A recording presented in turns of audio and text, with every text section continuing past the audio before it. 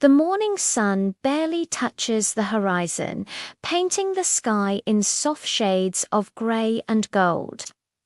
For Simon and his friends, it's the end of another long, fruitless night.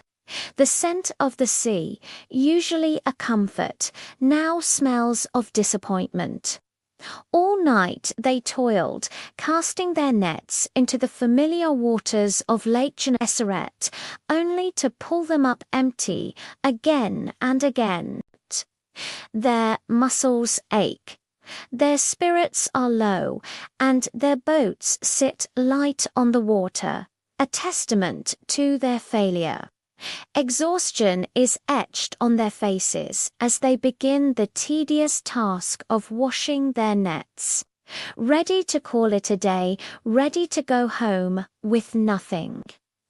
Suddenly, a crowd begins to gather on the shore, pressing in, eager to hear a teacher named Jesus. Needing a bit of space, Jesus steps into Simon's boat and asks him to push out a little from the land. From this floating pulpit, he teaches the people. Simon, still weary from his night's work, listens. The words flow over him, a message of hope and authority he's never heard before. When Jesus finishes speaking, he turns his attention to Simon. "Put out into deep water," he says, "and let down the nets for a catch." Simon hesitates. Doubt creeps in.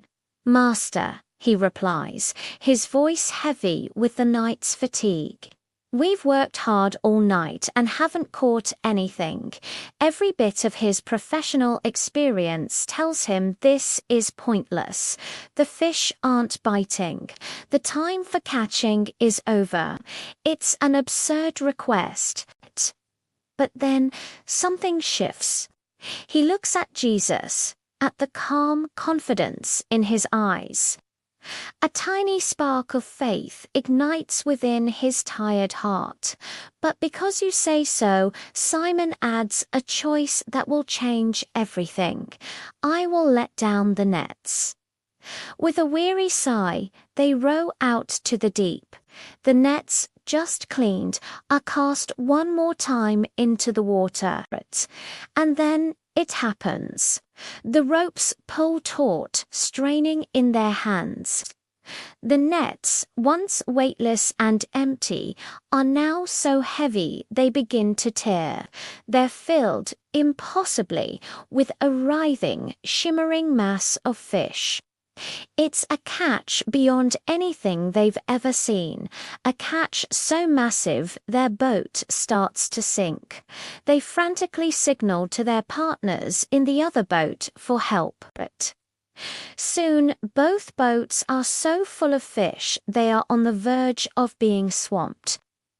In that moment, staring at the overwhelming abundance, Simon Peter is struck not by the fish, but by a profound sense of awe and unworthiness. He falls to his knees before Jesus and cries out, "Go away from me, Lord, I am a sinful man." The miracle reveals not just the power of Jesus, but the state of his own heart. But Jesus looks at him with kindness, not condemnation. "Don't be afraid," he says gently. "From now on, you will fish for people." And just like that, their lives are forever altered. They pull their boats to shore, and in an act of complete surrender and trust, they leave everything behind, the greatest catch of their lives.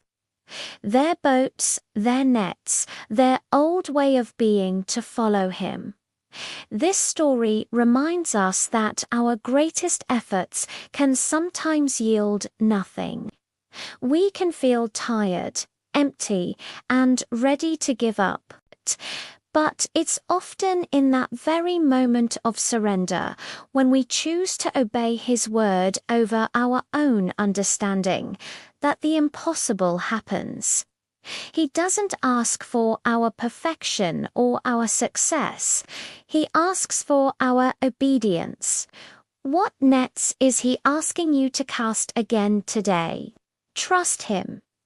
The abundance He has planned for you is far greater than you can ever imagine.